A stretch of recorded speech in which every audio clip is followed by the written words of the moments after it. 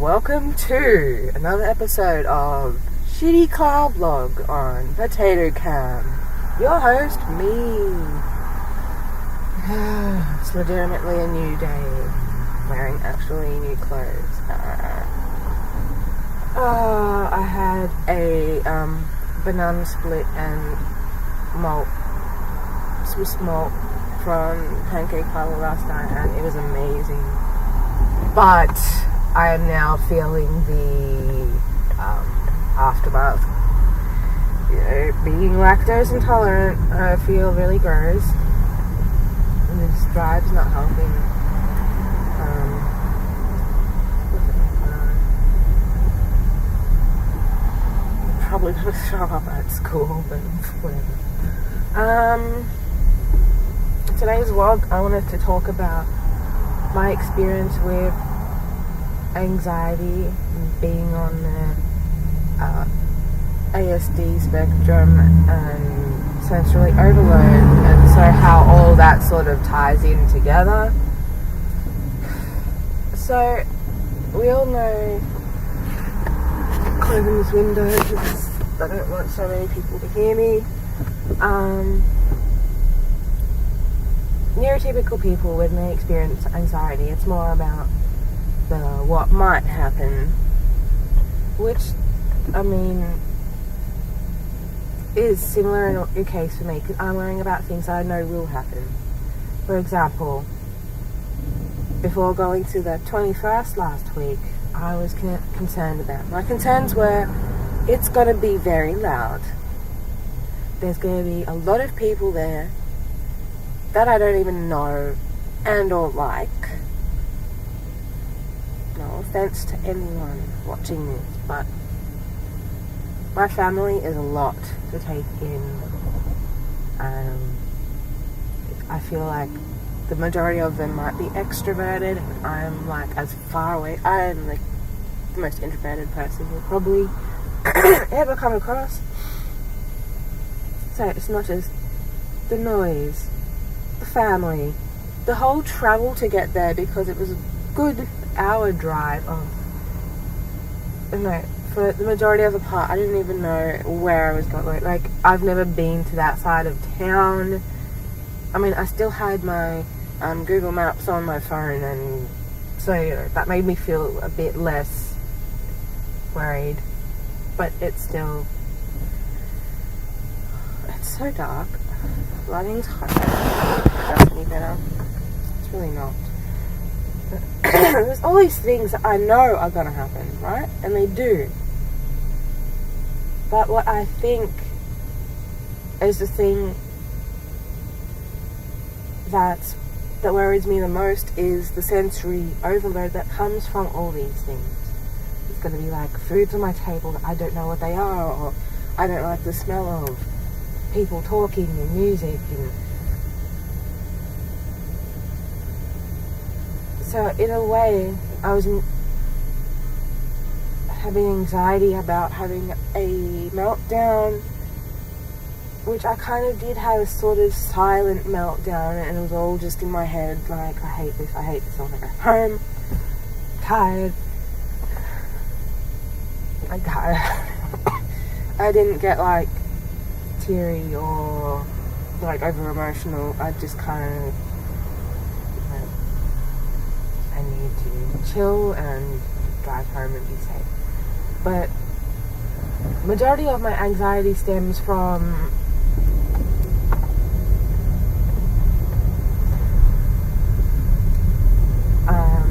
just not wanting to have a shitty time from the sensory overload, which again I know will happen, because I experience sensory overload almost on a daily basis, but to what extent, and like it just varies on how well I can cope. And like last night I was literally almost in tears because I'd spent the entire day at my mum's. Look, I like being with my mum. My nephew was there, and he's very talkative and lovely and blah blah blah. It's good. I was there a very long time. only to come home to Charlie also talking about things which I'm not going to go into, but it's just like, I've come from a day of being talked at and loudness, and now it's not your fault, Charlie. I know you had no one to vent to, and I'm sorry, but it's just my brain wanted to switch off at this point. My brain did not want to listen or care. I mean, I still care about what you have to say, but it's just like, I don't want to. I just want to sleep and do mindless activities until such thing happens. So that happens quite a lot with my extroverted or ambiverted friends when they're, because some of my friends are really good storytellers. I mean, like, you know, maybe don't have people to talk to all the time, so it's cool that they want to vent to me, and I like listening, and when I can, I like, you know, trying to help to the best of my abilities, but just some days it's just like, I love you, but I can't. I'm sorry. I need to leave. So it's not like a personal thing of, oh, now it's too cold, I'm still gonna have a, you know, I just can't deal because it's too much information for my brain to process, and I don't know what to do. So yeah, they're the sort of things I get anxiety about. Or when I was working at the restaurant, the social club, my main source of anxiety, because at the time I was having really bad fibromyalgia and I was limping, and being on the floor in front of hundreds of judgmental Italian people, but okay, maybe not all of them would have been judgmental, but I could hear them talking, and it wasn't nice things. You could tell by the tone in the voice that they're kind of taking the piss of the way I walk or move, or, you know, sometimes when I'm in that sort of flustered state, I'll like mix up words and make sense, and it's a scary thing for me. I feel so uncomfortable because I'm not here to brag. It's just, I've always been, you know, that bright, intelligent kid. You know, I did the neuropsychology assignment, but the remarks of that was, you're a very bright, intelligent person. I was like, yeah, I know this, but when I'm plagued by sensory overload, I'm just a crying mess, and it's so hard.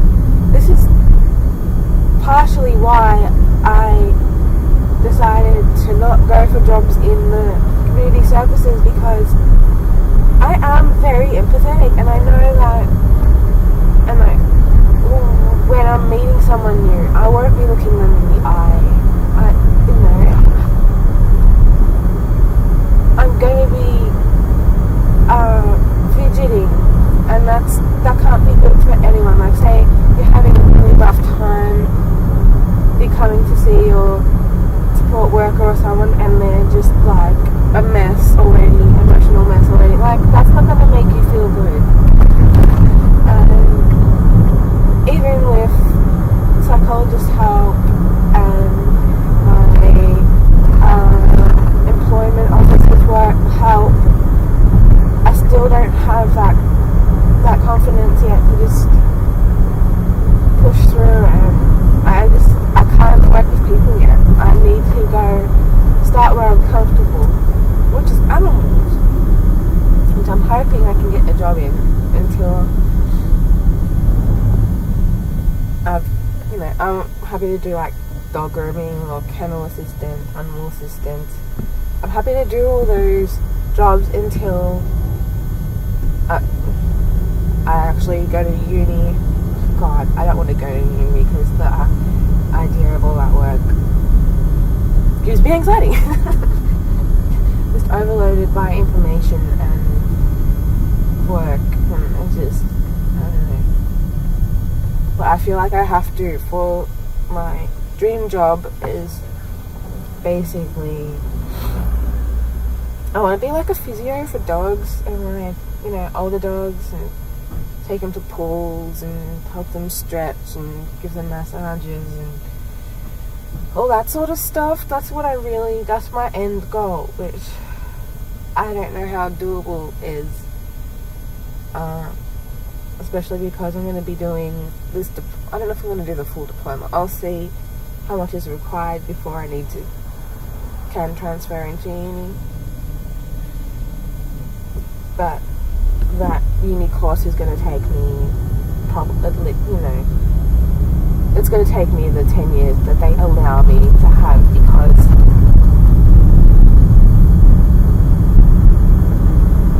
I can't focus on that much. Like, when there's so much information coming at me, I don't know, I just freak out. I'm hoping if I take it in small bits at a time,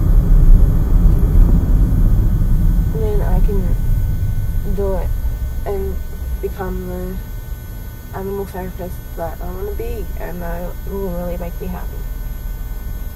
So that was kind of a double rant about anxiety and my goals. I hope you can hear me over the trucks and all the other noise. I'm looking for like headphones kind of thing so I can isolate the other noises and use it in the next videos. I put them in one of the pants in one of my pockets, and honestly, they could be anywhere. Another thing that's randomly spread across my pocket, I took out so much cash out last week. I've got some in my evening bag, I've got some in my regular bag, I've got some in my my little purple cat purse. I've got some in random pockets of clothes. So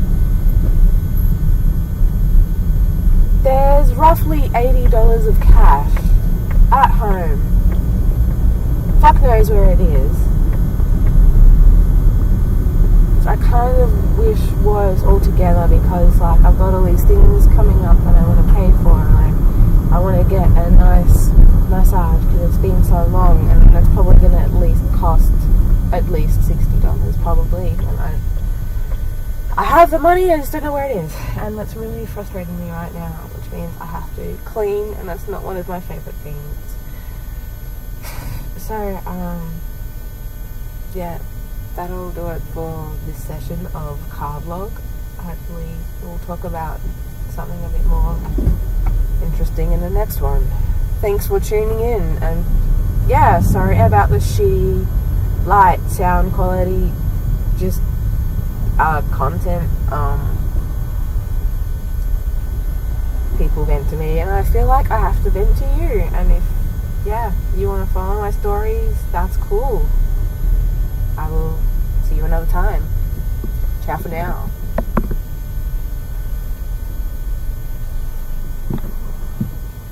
Awkward.